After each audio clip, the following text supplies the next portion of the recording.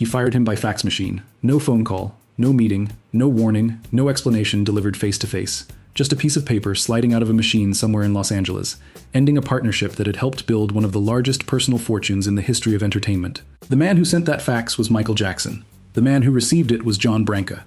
And here's the thing, that firing wasn't even unusual for Michael.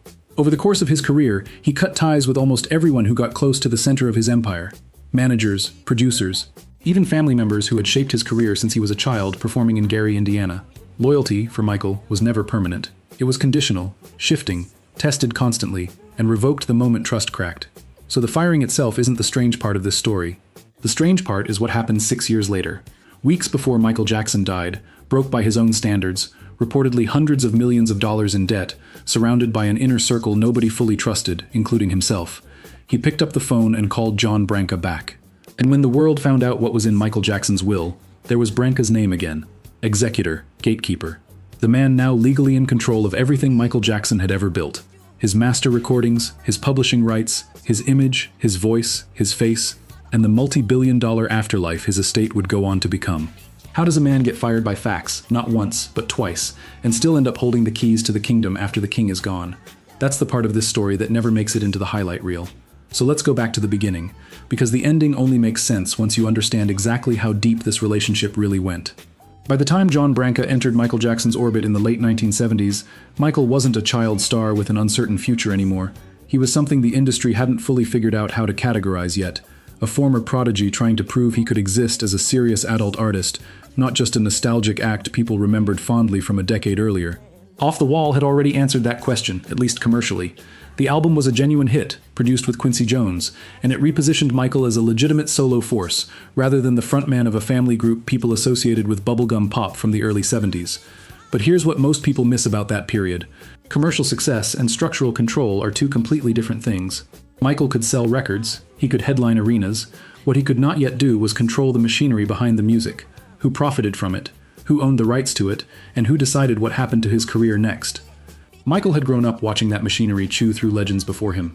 Artists who sold tens of millions of records and somehow ended up with almost nothing to show for it, because they'd signed away their master recordings for a fraction of their worth. Artists who spent decades touring, not because they loved the road, but because touring was the only revenue stream they had left after the industry had already taken the rest. He'd watched brilliant, generational talents get trapped inside contracts written to benefit everyone except the person whose voice was actually selling the records. Michael understood, earlier than most people his age in the industry, that this was not a fate, it was a design, and he was determined not to walk into it.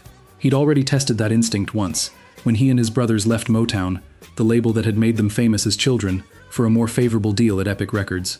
It was one of his first real experiences with leverage, the idea that an artist with enough commercial value could actually negotiate, rather than simply accept whatever terms were placed in front of him. But even that move only went so far. He was still one voice among several Jackson brothers. He was still operating under the influence of his father, Joe Jackson, a man whose authority over the family's business affairs extended far beyond just being a parent. If nothing changed, Michael's future was already written for him, an endless cycle of touring, recording, and performing, dictated by a structure he had never fully chosen for himself. What Michael wanted was bigger than a better royalty rate. He wanted out of the entire architecture that had controlled his life since he was a child.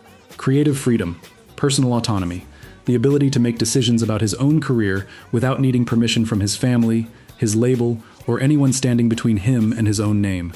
That is exactly the kind of ambition John Branca understood how to build around. Branca wasn't a typical industry lawyer.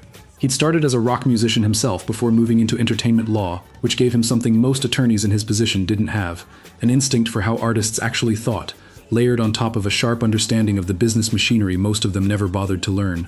He didn't see Michael as a client with one hit album. He saw an artist on the edge of outgrowing the entire system around him, and he built himself into that trajectory early, before anyone else fully understood how large it was about to become. Very quickly, Branca became one of the most trusted figures inside Michael's inner circle. And the timing could not have been more critical, because what came next would change both of their lives permanently. With his recording contract up for renegotiation, and with Off the Wall proving he could deliver commercially as a solo artist, Michael was in a position most performers only dream about: leverage, at exactly the moment he needed it most. Branca negotiated a new deal that gave Michael a far larger royalty share than the industry standard at the time, reportedly amounting to somewhere near $2.50 for every album sold, a number that, adjusted for what an album actually cost in the early 1980s, was extraordinary. Then, in 1982, Michael released Thriller. What happened next didn't just make Michael Jackson famous. Fame he already had. What Thriller did was make him wealthy in a way almost no musician before him had ever been, while he was still young enough to enjoy it. The album spent 37 weeks at #1 on the Billboard 200, a record. At its commercial peak, it was reportedly selling close to 1 million copies a week. It became the best-selling album in the United States 2 years running, an achievement no other record had managed before it, and by February of 1984, it was officially recognized as the best-selling album of all time. By the spring of that same year, Michael's personal fortune had already crossed $50 million. That number alone put him in a category separate from nearly every one of his musical peers. But here's the part that mattered more than the number itself. Branca's renegotiated deal didn't just increase what Michael earned, it changed his entire position within the industry. For the first time in his career, Michael had meaningful financial participation in his own work. Real ownership over the value he was creating, rather than a fixed salary handed to him by a label that owned everything downstream of his voice. And once Michael had that kind of leverage, Branca pushed him toward a much bigger idea. Stop thinking like a recording artist collecting royalty checks, and start thinking like an enterprise. By the mid-1980s, Branca had become far more than Michael's lawyer, and outside observers noticed. A profile published in The American Lawyer around that time pointed out something unusual about the arrangement. Most major entertainers surrounded themselves with a manager, an agent, a publicist, and a lawyer, each handling a separate lane. Michael, functionally, had just Branca, doing the work of nearly all of them at once. Merchandising deals, licensing agreements, long-term business strategy. Branca was involved in almost every decision that touched Michael's career. That involvement got tested during the chaotic Victory Tour, a reunion tour with his brothers that quickly became a logistical and financial mess. One insider close to the tour later recalled that everyone involved seemed to be pursuing a different agenda. Joe Jackson, promoters, Michael's brothers, all pulling in different directions at once. When the final Los Angeles concerts were threatened by financial disputes that nearly shut the tour down entirely, it was Branca who helped broker the settlement that kept the shows alive.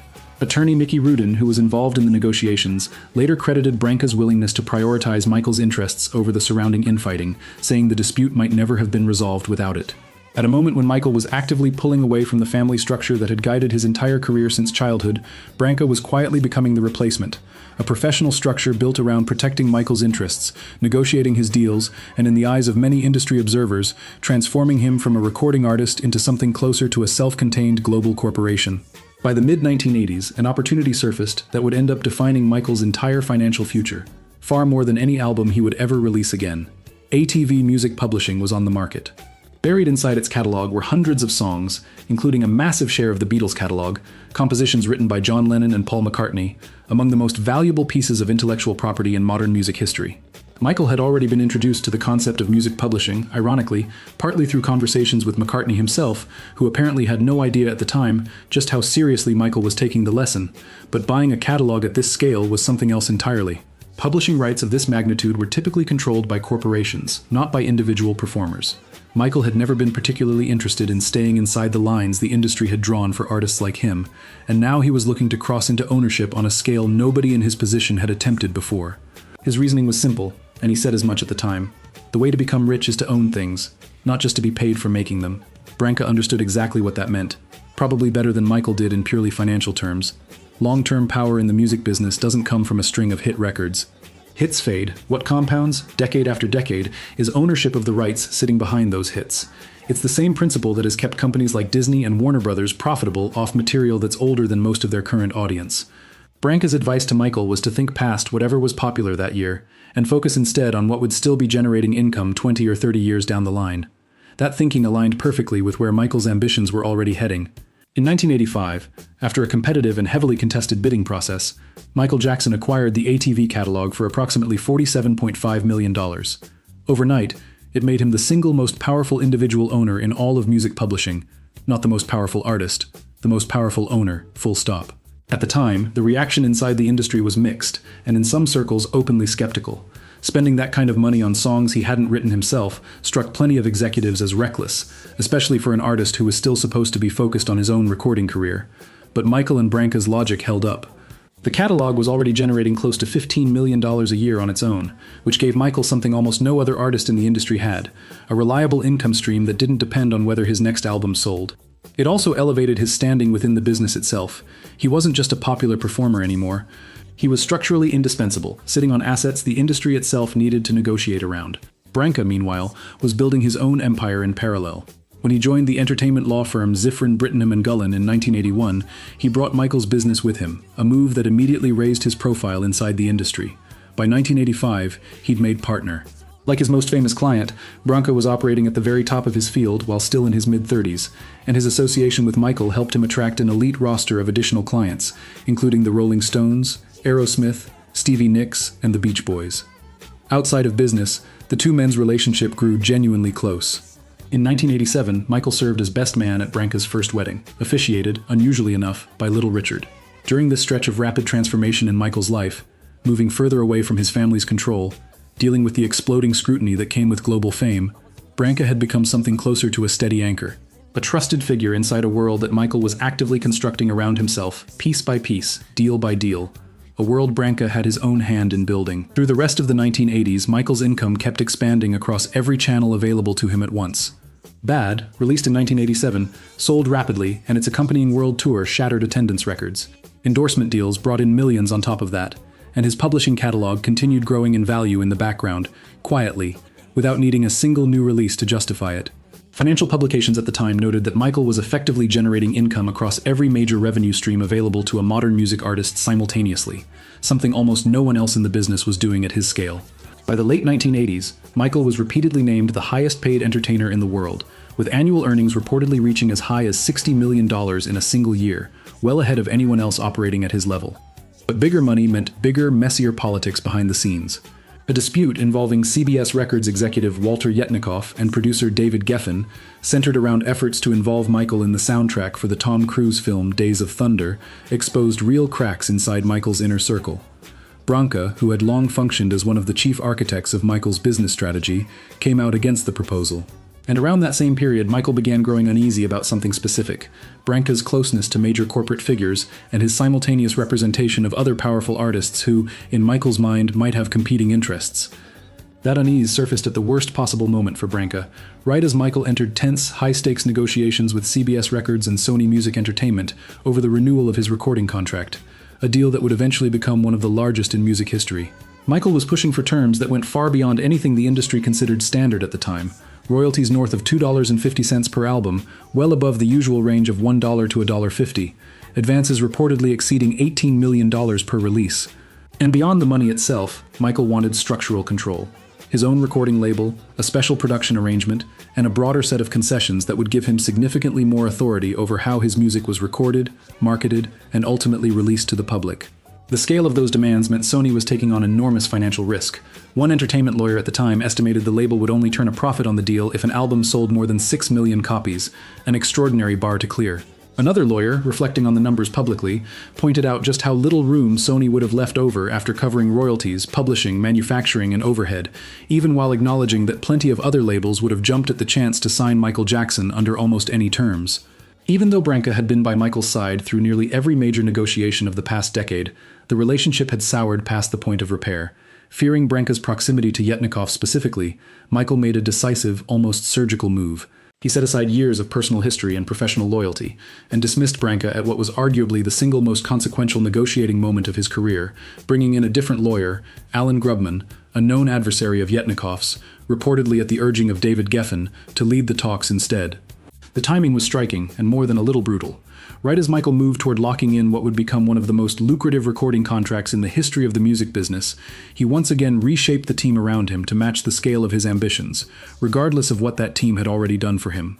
It wasn't entirely out of character, though. Michael had shown, repeatedly, a willingness to part ways with people who had played major roles in getting him to that point. His working relationship with producer Quincy Jones had recently ended. So had his association with longtime manager Frank DeLeo. In that context, Branca's departure fit a pattern Michael had already established. As he entered a new, more corporate phase of his career, not everyone from the earlier chapters was guaranteed a seat on the next flight. Michael's efforts ultimately produced the 1991 agreement with Sony Music, widely regarded at the time as the largest recording contract in history, with reported advances totaling around $50 million. But the deal extended well beyond music, reaching into film, television, and other ventures, with some headlines predicting the full partnership could eventually generate as much as $1 billion in value.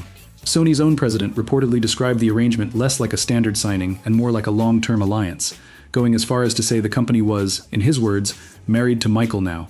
On paper, it looked like an enormous win. But even at the time, there were quiet doubts underneath the celebration. The deal was built on enormous expectations for Michael's future output, at exactly the moment the cost of delivering that output was rising sharply. His record sales, while still strong by almost any other artist's standard, had noticeably softened from their 1980s peak. Projects were taking longer to finish. Budgets were climbing. The scale of promotion required to support each release kept growing. For plenty of people inside the industry, the real question wasn't whether Michael could still succeed. It was whether any single artist, no matter how talented, could justify that level of financial investment indefinitely.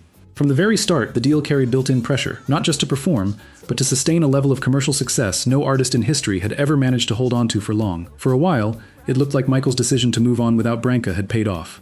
By the summer of 1993, Forbes estimated his net worth at more than $150 million, with earnings from the previous year alone reaching $42 million.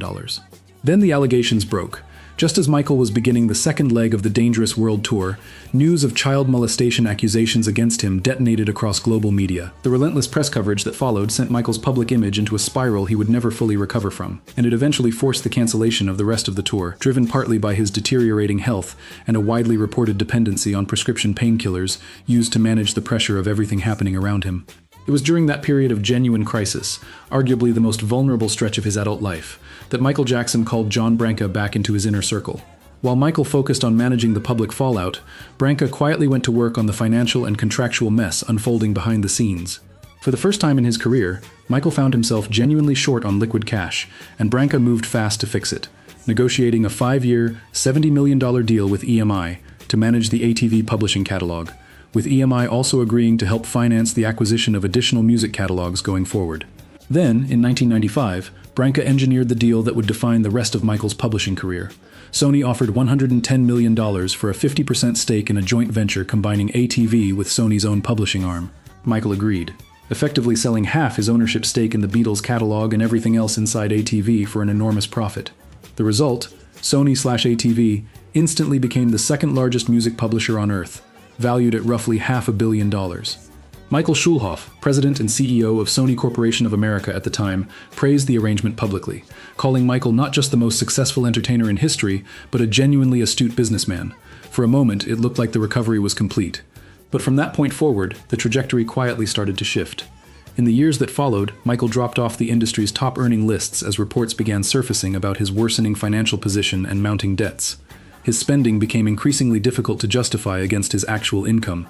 He reportedly spent around $15 million producing the elaborate short film Ghosts, complete with extravagant sets, costumes, and cutting-edge special effects for its time, to promote an album, 1997's Blood on the Dance Floor, that would go on to become one of his lowest-selling releases in decades. The rest of the 90s were marked by grand, ambitious business announcements that mostly went nowhere. It was clear, watching from the outside, that as his commercial dominance faded, Michael was desperately searching for new sources of income to replace it, all while continuing to spend as though he were still topping the charts the way he had a decade earlier. Neverland Ranch alone reportedly cost more than $7 million a year just to maintain. Michael's next real shot at financial stability was supposed to be his 2001 album Invincible, produced at a reported cost of $40 million, making it, by most accounts, the most expensive album ever recorded. It never came close to earning that investment back, and the fallout triggered a bitter, increasingly public dispute with Sony, and specifically with the label's chairman, Tommy Mottola, whom Michael accused of deliberately sabotaging the album's promotion. Michael's accusations grew more paranoid over time, escalating into public claims that Mottola and the broader industry were actively working to destroy his career, framed at times in language that pointed toward deep-seated racism within the business itself. It was during this stretch that Michael appears to have become convinced that Branca had grown too close to Sony, and specifically to Mottola once again. A private investigation Michael commissioned in 2003 reportedly alleged a flow of funds connecting Michael's own money, Branca, and Mottola into offshore accounts somewhere in the Caribbean. Those allegations became the immediate justification for splitting with Branca a second time, though later reporting on the episode suggests the underlying investigation produced surprisingly little concrete evidence, and may have been part of a broader pattern of suspicion and paranoia circulating inside Michael's inner circle during that period. By early March of 2003, the break became official. True to form, and clearly avoiding any kind of direct confrontation, Michael fired Branca by fax, during a wider, chaotic reshuffling of his team.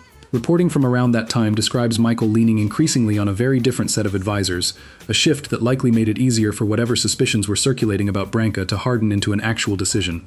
Branca later reflected on the split without much visible resentment, saying he had essentially stepped back because Michael had surrounded himself with people who, in Branca's words, really didn't have his best interests at heart. He went further, offering a line that has been quoted many times since, that Michael was one of the brightest and most talented people he had ever known, and at the same time had made some of the worst choices in advisors in the history of the music industry. This time, the split held. For the next several years, Michael operated entirely without him, and slowly, the structure that had once defined his business affairs, the strategic deals, the long-term planning, the sense of overall control, began to erode. His finances grew more tangled, his debts became harder to hide. A revolving door of new advisors came and went without ever fully replacing what Branca had provided. The man who helped build the system was no longer part of it, and piece by piece, the empire he'd helped construct started to come apart around the man who owned it. By 2009, Michael's financial situation had deteriorated to a genuinely alarming level, reportedly around $400 million in debt, an almost unthinkable number for someone who had once been the highest-paid entertainer alive. Facing that reality, Michael fell back on the one thing he knew could generate serious money fast: live performance. He agreed to a 50-date concert residency at London's O2 Arena, billed as "This Is It," intended as both a financial reset and a full-scale comeback. One financier at the time, Tom Barrick, remarked that people were talking about an artist who could pull in as much as $500 million a year if he fully committed himself to it, adding that there were very few individual performers on Earth who functioned as multi-billion-dollar businesses in their own right, and Michael Jackson was one of them. It was in the middle of preparing for that comeback, with the pressure mounting and the financial stakes enormous, that John Branca re-entered the picture one final time. After everything, the firing, the years of distance, the accusations that had never fully been substantiated, Michael brought him back, much the same way he'd once brought back former manager Frank DeLeo after an earlier split. Accounts from people close to the situation describe the reconnection as direct and largely without ceremony. Michael needed someone who understood how to stabilize what was left of his business affairs, and despite everything that had happened between them, Branca remained one of the very few people with the experience to actually do it. It was a quiet, almost understated return. Just weeks later, on June 25, 2009, Michael Jackson died. As the news spread, the world's reaction was immediate and enormous. Nostalgia for Michael's catalog surged overnight, and posthumous sales exploded. Billboard reported that physical CD distributors quickly ran out of stock entirely, with digital sales stepping in to absorb the sudden demand. Within 2 weeks of his death, Michael had sold more than 800,000 albums. According to Nielsen's SoundScan, he also moved over 2.7 million digital singles in that same window, and when Jackson 5 material is included in the total, the combined figure crossed 6.2 million downloads. For context, no single artist had sold more than 1 million digital tracks in a single week since Nielsen began tracking that data back in 2004. But behind the surge in sales, Michael's actual finances were in complete disarray at the moment of his death. There were genuine, publicly reported concerns about whether there was even enough available cash to cover funeral costs for a man whose music was suddenly generating more revenue than it had in years. Then his will was opened. Last updated back in 2002, it named John Branca and music executive John McClain as executors and confirmed that Michael's estate would be placed into a private trust, initially estimated at more than $500 million. According to the documents, that estate consisted almost entirely of non-cash, non-liquid assets, primarily interests in music royalty rights administered through Sony/ATV. In the immediate aftermath, industry estimates predicted the posthumous Michael Jackson business could generate somewhere between $50 million and $100 million annually. Attorney Howard Weitzman, representing the estate, put it plainly at the time: the team was genuinely optimistic about future revenue, while also staying realistic about the scale of debt still hanging over the estate. The estate moved quickly. One of its first major moves was a $60 million deal with Sony for distribution rights to a film built from rehearsal footage of the concerts Michael never got to perform, released in theaters that October under the title This Is It. Advance ticket sales broke international records weeks before the film even opened, and it went on to earn $261 million worldwide, becoming the highest-grossing documentary concert film of all time. The accompanying compilation album debuted at #1 on the US charts, selling 373,000 copies in its first week alone. Between the success of This Is It, a massive overall spike in music sales, a re-release deal for Michael's 1988 autobiography, and a wave of new merchandising agreements, the estate reportedly netted close to $100 million within its first few months of operation, with projections suggesting another $100 million would arrive before the first year was out. Branca himself noted at the time that the estate was approaching the $100 million mark, calling it a record for estate performance that would likely never be matched. With real money now flowing in, both Branca and McClain filed in court later that year, seeking 5% of the profits the estate had generated so far, a request that drew attention given that, up to that point, neither executor had actually been paid for the work they'd already put into stabilizing Michael's finances after his death. By the one-year anniversary of Michael's passing, Billboard estimated that projects tied to his name had collectively grossed nearly $1 billion. Over that 12-month stretch alone, his catalog earned roughly $383 million, with another $34 million coming from digital sales, and more than 40 million albums sold worldwide. making him by far the top-selling artist of that entire year. Estimates placed the estate's total earnings at around $250 million at that point. Branca, reflecting on the trajectory, pointed to Elvis Presley and the Beatles as evidence of how enduring a strong music brand could be, suggesting that Michael's posthumous value had barely begun to show what it could eventually become. By 2012, the estate's total earnings since Michael's death had climbed to roughly $475 million, with more than $165 million of that generated in the previous year alone. By that point, most of his major debts had either been fully resolved or were no longer in default. Branca stated publicly that Michael's personal debt, roughly $200 million, had been paid off entirely, while another $300 million tied to his ownership stake in the Sony/ATV catalogs had been successfully renegotiated. As Branca put it at the time, Michael had a will and a trust, and that document was simply what the estate followed. Today, the estate is estimated to be worth somewhere around $2 billion, widely regarded as one of the most successful posthumous entertainment operations in history, with Michael Jackson consistently ranked by Forbes as the highest-earning deceased celebrity in the world. In the years since his death, the scale of Branca's turnaround has been genuinely remarkable. Despite constant scrutiny and, at times, open controversy, Michael's catalog, brand, and broader assets have been structured in a way that hasn't just preserved his legacy, but significantly expanded its commercial value well beyond what it was during his lifetime. In many ways, the entire approach has become something of a blueprint for how other major artists now think about protecting their own legacies while they're still alive. Branca himself has described the shift in fairly blunt terms. In the early days of the recording industry, companies owned virtually everything, and artists fought constantly just to gain some control over their own intellectual property. Now, he's argued, that dynamic has essentially reversed. As artists age, they focus on estate planning, tax planning, and eventually selling their own intellectual property back to the very companies that once controlled it outright. In his words, the whole arrangement has come full circle, but that level of success brought its own wave of scrutiny. As the estate's financial performance became more visible to the public, so did the questions surrounding the people running it. Several members of the Jackson family have, at different points, publicly questioned whether Branca and McLean should have held this much control in the first place, raising concerns about the legitimacy of the will itself and the sheer scale of influence the executors held over Michael's legacy. In 2012, tensions escalated sharply when a group of Michael's siblings formally challenged the estate, alleging the executors were acting against the family's broader interests. Those claims were ultimately dismissed in court, but the dispute exposed a real and lasting divide between the estate's leadership and parts of the Jackson family, a divide that, if anything, has only widened with time. Critics have argued that Branca's role expanded well past what most people would consider a traditional executor position, positioning him instead as one of the central figures actively shaping Michael's posthumous image, business decisions, and long-term legacy. His supporters point to the results as the clearest possible defense: the debt eliminated, the catalog protected and grown, hundreds of millions of dollars generated where there had once been financial chaos. But for others, particularly within the Jackson family, the concern was never really about the outcome. It was about control, and who gets to hold it over a person who is no longer alive to weigh in on the decision. That tension resurfaced more recently in a distinctly personal way. Michael's daughter, Paris Jackson, has publicly questioned aspects of how the estate has been managed, raising concerns about spending decisions and executive compensation. The estate has consistently pushed back on those claims, but the criticism reinforced a narrative that had already been building for years, that the same structure responsible for rebuilding Michael Jackson's financial empire had also concentrated an extraordinary amount of power in the hands of a very small group of people.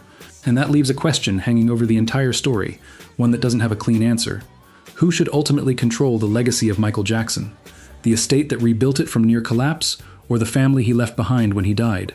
John Branca's involvement in spearheading the 2026 Michael biopic reflects a pattern that has defined the estate's strategy for years now: a continued, deliberate focus on long-term projects designed to sustain Michael Jackson's public image and commercial value for generations that never actually saw him perform live.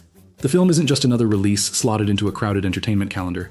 It sits inside a much broader strategy that has shaped nearly every major decision the estate has made since 2009, carefully managing how Michael is presented to the public, how he's remembered by people who grew up on his music, and how that memory continues to be monetized on a genuinely global scale. What makes Branca's position in all of this particularly interesting is what it reveals about how he wants to be remembered himself. After more than 4 decades of shaping Michael Jackson's business affairs, on and off, through multiple firings and multiple returns, and after overseeing his legacy continuously since 2009, there's a real sense that this project isn't purely about Michael anymore. His presence within the film does more than simply acknowledge the role he played. It gives him the opportunity to frame that role on his own terms and to counterbalance years of criticism directed at him from inside and outside the Jackson family. By attaching himself to a project of this scale, Branca is, in effect, presenting his own version of this entire history, positioning himself not as a footnote in Michael Jackson's story, but as a stabilizing force across 4 decades of it, and as one of the central figures responsible for preserving and growing a legacy that could easily have collapsed after Michael's death, the way so many other posthumous estates have. It brings into focus something worth sitting with. So much of how the public perceives Michael Jackson today, both at the absolute peak of his fame and in the years since his death, hasn't been shaped by the artist alone. It's been shaped, deal by deal, decision by decision, by the structure built around him, a structure that John Branca helped design from the very beginning, walked away from twice, and ultimately ended up controlling completely, long after the man at the center of it was gone, fired by facts, not once but twice, and still, somehow, the last man standing with his hand on the empire. If you want more deep dives into the business machinery behind the world's biggest stars, the deals, the fallouts, the fortunes built and lost, subscribe, because there's a lot more of this story still to tell.